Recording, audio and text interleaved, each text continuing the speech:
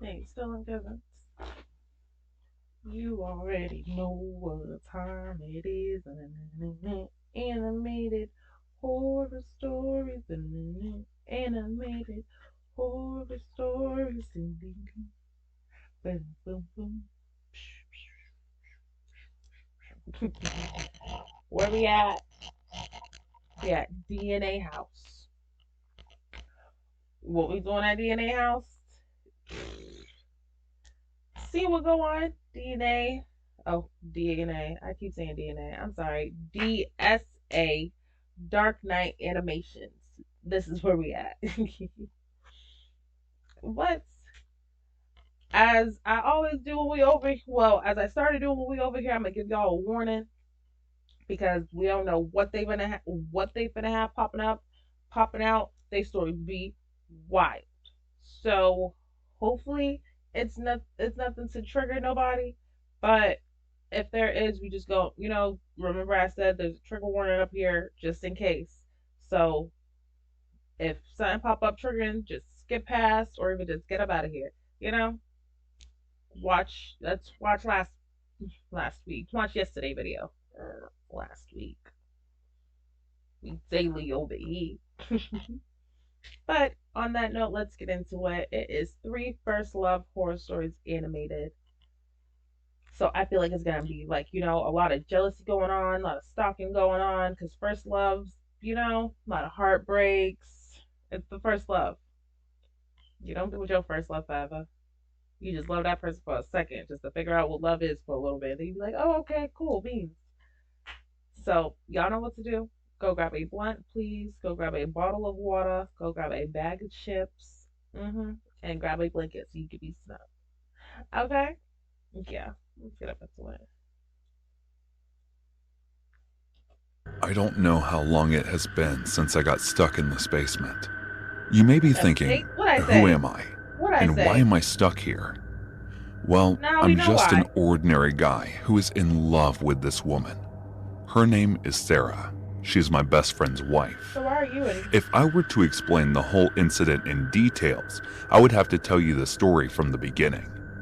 This story starts when Sarah, Jack, and I were all friends and nobody had married anyone.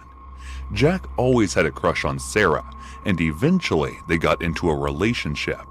At first, I did not have any romantic feelings towards Sarah, but one day the three of us went on a trip, and during that very trip, I fell After they in love already with liked each Sarah and other? ended up being obsessed with her. So Let's that's start your from own the fault. very beginning when I first saw Sarah. It was a day when Jack was talking about the new girl he had a crush on, and we were in the cafeteria to have some lunch. He was telling me that, the new girl that transferred, the one I have a crush on? She's just unbelievably nice. The other day I was walking past her classroom and I saw her helping a fellow student with her note, even though she's new. Hey, here she comes. That's the girl I was talking about. He pointed his finger towards the gate of the cafeteria, and I saw this tall girl walking by. She had a long, silky, That he straight already hair liked. that was red, So and she she's had off blue limits. eyes. She was very thin for a girl, and she was in a tomboy attire. She didn't look that appealing to me, but I couldn't say anything to Jack because he was free to have a crush on anyone he wanted. So you don't even Jack like was a her. very socializing person, so he instantly called Sarah and asked her to have lunch with us. Hi, I'm Jack, and this is my friend Edmund. You are the new girl, right? Do you want to have lunch with us? As she came over to our seat, he started talking to her. She agreed, and while having lunch, we started talking. She wasn't that bad. We could be friends. That's what I thought. Period. The Friends. three of us started to hang out together, and slowly we became good friends. Jack's crush started to grow, and one day he told me that he's falling in love with her. He asked me if he should confess to her. At the time, I was in support with Jack, so I told him, "Don't worry, dude, go ahead. I got your back." Jack smiled from my You response. gonna like his girl Of course, after? he was You're my best mad. friend, and I would have always supported him. The next day, school had just started. That was when Jack walked in with Sarah in the class while holding hands. They told me that Jack confessed and they had started to date. Okay. Everything was normal except for the fact that Jack and Sarah were dating now. After about 6 months or so, we planned to go on a trip. It was supposed to be a camping trip. We took permission from our parents and started to prepare for the trip. After the preparations were complete, we headed out, and during the trip, Jack and Sarah started to argue for some reason, and even during the camping, they were not talking to each other. I woke up in the middle of the night and I was feeling uneasy, so I thought that I should take a walk. When I was walking, I saw Sarah sitting beside a tree and she was crying. I went ahead and started to console her, and she leaned her head over to my shoulder and continued crying. That was the first time when I looked at Sarah's blue eyes and they were red from crying. Her eyelashes were wet and her mascara had a smudge. I felt something in my heart. That was the first time when I thought that Sarah was the most beautiful woman in the world. Boy. After the thought crossed my mind, I instantly pulled myself away from Sarah and went inside my tent. That entire night I couldn't sleep. I was only thinking about her. The next day, Jack and Sarah made up, and she looked happy. Seeing her bright smile made my heart beat even faster than the last night. I couldn't help but feel jealous of Jack because Sarah chose him. But I did not want to hurt Jack, so I decided to never let anyone know. But my plan failed soon after, when I saw Jack and Sarah kissing. For some reason, I was so angry and jealous that I wanted to hurt Jack. But he was my best friend, so I gathered my thoughts and calmed myself down. A year went by, and it was finally the graduation day. Homie. Jack had decided to propose to Sarah after the graduation ceremony. For some reason, I was hoping that Sarah says no, but since Sarah was in love with him, she accepted. They married a month later, and I started to have anger issues. I got angry for every little thing. I would sometimes beat a complete stranger who had pissed me off. I could not gather the courage to attend their marriage ceremony. Instead, I was at my home drinking the entire time and thought that I had lost Sarah for life. But then a plan came to my mind. I thought, what if Sarah were to lose her husband? She would be devastated, and I would be the one to console her that night, and I would make her fall in love with me. I started to stalk them.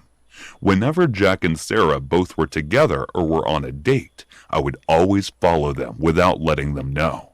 And when Sarah was alone and Jack was at work, I would watch Sarah. I memorized the entire routine. They used to go on Tuesday evenings for dinner dates and movies on Saturday. Apart from those days, Sarah was always alone at home, and I would watch her. After Jack left for work, she would do some house chores, laundry, etc. And when the housework was complete, she would open her laptop and start working on it. But one day, she decided to join a gym. On the third day of her gym, when she could not do pull-ups, her trainer grabbed her waist and made her do the entire set of pull-ups. I got furious from that. I thought even I never touched her, so how dare he grab her waist? Sarah left after working out, but I waited until the trainer left for his home. He was walking past an abandoned building when I hit his head with a big stone that I had grabbed before following him. He stumbled. That was when I hit him again on his head with the same stone. He fell. I continued hitting him while he was groaning from pain. I kept hitting him till he passed out. I was mad. I was furious by the fact that Sarah married Jack and then made love, and how Jack could touch her and kiss her whenever he wanted. I was furious that his trainer was able to grab her wrist when I never touched even her hands. After I finished hitting him, I checked, and he was dead. I had killed him, but I was not regretting it for some reason. That was when I thought, this is the perfect time for me to kill Jack. I followed Jack to his home when Sarah was in the bathroom. After Jack went inside his home, I rang the doorbell. Jack opened the door, and he looked happy to see me.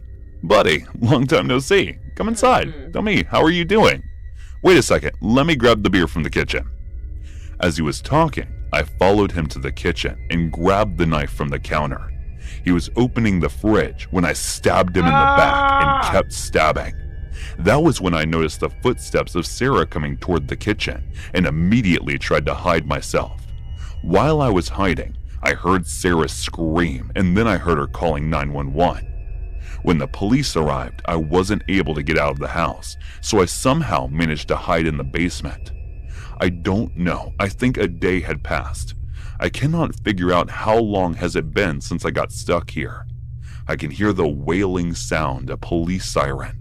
I can hear that the search is going on. I guess they're trying to find evidences regarding the murder, and I have no idea if I will be able to get out of here or I will get caught. I was aware of the possibility of getting caught from the day I decided to kill Jack, and from the day I started stalking them. Alright, so yeah, that's going to jail. Are you ready for Hey it? guys, thanks so much for all the support. Of course. If you haven't subscribed to the channel yet, Why please wouldn't they? feel free to do so. I'll always think of Leah as my first love. It just wasn't meant to be. It didn't seem fair to either one of us. You'll be okay. I was going off to college halfway across the country. Even at that age, I knew long-distance relationships just didn't work. There may have been a small amount of selfishness involved in my decision, but I assumed Leah would be fine. I put it off as long as I could. With just a week left, I broke the news, and it didn't go well. I spent the entire night trying to convince her that it was for the best, but she never fully seemed to accept it, and things would just get messier from there on. I left that Friday and put that part of my life behind me. Classes kept me busy during the week, but I also worked hard to make friends. Meeting new people isn't hard when you live in the dorms. I was there maybe a month when I met Stacy. She was a sophomore living on the floor above me. We had a lot in common and began dating exclusively almost immediately. This was also about the time the letters started. It was like she knew that I'd met someone and wanted to destroy it. From then on, a week didn't pass without a letter from Leah. I read them and sometimes wrote back in the beginning, but they all began to sound the same after a point. When I returned home for Christmas, she showed up unannounced. She couldn't understand why I had stopped answering the letters. I had explained it over and over. The relationship was done, and it was past time to move on. I felt like I was speaking to a wall at that point. Not a single word got through to her, and I reached my boiling point. I told her to go away and never bother me again. I left her alone on that porch to cry herself out, and she finally left at around 4 a.m. I felt bad for doing things that way, but I just wanted it all to be over. If it took being cruel, so be it. She'd be better off in the long run, and the remainder of my holiday was quiet. I returned to school with a positive outlook and a renewed vigor. It finally appeared my Leah problem was solved, but instead, she escalated things to an entirely new level. Is that your daddy? Everything came to a head one night in my dorm room. Stacy and I were watching a movie with the lights off. There may have been a little light petting going on. I was occupied when Stacy started yelling. I looked up to see her pointing at the window. Through a small crack in the blinds, I could see a pair of eyes looking in. No way. I grabbed the string and pulled the blinds up. Leah was standing there with a shocked look on her face. I called campus security without saying a word to her. She ran off, but was caught trying to get away a few minutes later. I was determined to end it right there and then. I intended to press charges and get a restraining order against her, and I urged Stacy to do the same. And to her credit, she came up with a better and less complex idea. When security asked what I wanted to do, I put it into Leah's hands.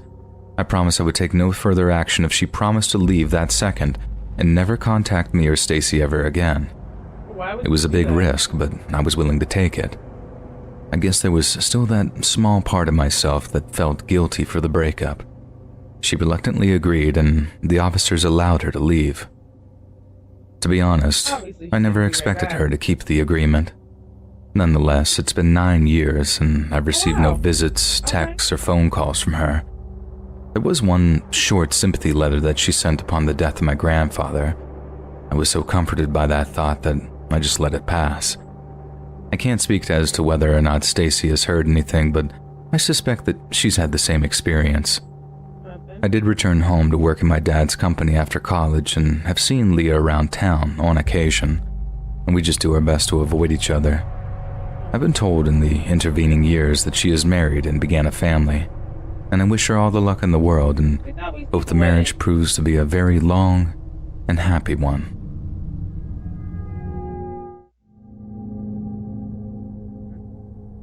You might be able to describe 17-year-old David Faraday as the all-American boy. David was clean-cut, a good student, and a member of the Boy Scouts of America. He was also apparently something of a moral arbiter, having once confronted a marijuana dealer outside of his high school when the man had apparently been attempting to peddle the drug to members of the student body. Oh no. After threatening to inform the police, the dealer was said to never have hung around the high school again. And although by today's standards we might consider this to be so-called snitch behavior, David was clearly simply trying to protect his fellow students from something he was concerned would affect their academic performance. He was a good person, with a good heart, and almost all of what he did came from a place of love. But like many boys his age, David found himself increasingly interested in the opposite gender, and there was one particular young lady that caught his attention over all others. Betty Lou Jensen was 16, a year younger than David, but she was incredibly popular, and her reputation as a charming, well-mannered young lady preceded her. She was also a very talented artist who took a great deal of interest in all things creative. It was at a local youth function that David got the chance to talk to Betty Lou, and his affection for her seemed to be entirely reciprocated. Betty Lou shared a great deal with him and even invited him to visit her after school so that he could walk her home. After a few weeks of wholesome teenage dating, something of a relationship began to blossom between the two bright-eyed young people. But all was not entirely well, as there was another boy who had his eye on Betty Lou, one who was not about to let David have her all to himself. He squared up to David when the young man was waiting outside of Betty Lou's high school, and although the confrontation didn't become physical, some pretty harsh insults were exchanged, and David was warned to stay away from his new girlfriend. Boy. Other boys might have been deterred by such a display of possessiveness and aggression, but not David. He was determined to secure his place as the only boy in Betty Lou's life, and so one afternoon on their way home from school, David asked Betty if she'd like to go on a date with him, their first date, and to his absolute elation, Betty Lou said yes. Okay. David racked his brain for a solid first date idea, and given that it was late December, decided that a great way to capture that festive romantic spirit would be to take Betty Lou to a local Christmas event. And being the gentleman that he was, he made a promise to her parents to have her back home by 11 p.m. at the very latest. Rumor has it that David and Betty were planning on attending the Christmas-themed party with a few other local high school students, but perhaps this was simply a cover to reassure the young girl's parents, because what we know for certain is that they ended up driving over to Lake Herman Road in David's Rambler station wagon, parking it up in quite a well-known spot that was known to many as Lover's Lane. The whole appeal of the spot near Lake Herman is that it was quiet and unfrequented by members of the public, hence why young couples might use it to gain some privacy for certain unsavory activities.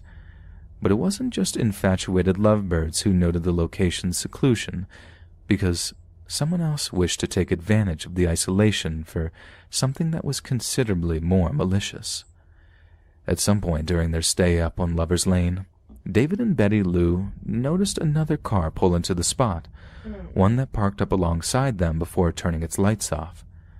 At first, David and Betty were worried it was the cops, come to arrest them for committing lewd acts in public. But as they peered through the darkness to study the vehicle next to them, it became increasingly obvious that it was not in fact the police. All the young couple could do was watch, growing increasingly scared as the shadowy silhouette in the front seat stayed statue still, staring at them through the passenger's window. Betty Lou told David she was spooked and asked him to see if he could get the person to leave. Just drive But away. unlike previous encounters where David's bravery had shone through when confronted with a source of maliciousness, he too was far too frightened to do anything.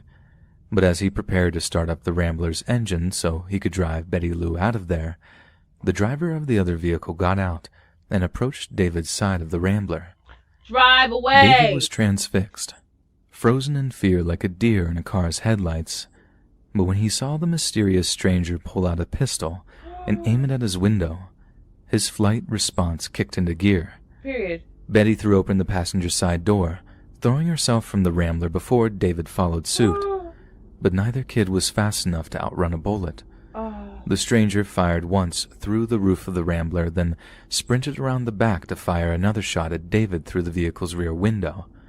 Both shots hit the young man, and he crawled along the ground near the station wagon's back wheel on the passenger side, trying and failing to escape. Betty Lou, however, began to sprint away through the darkness as the first shots were fired. But the stranger was fast.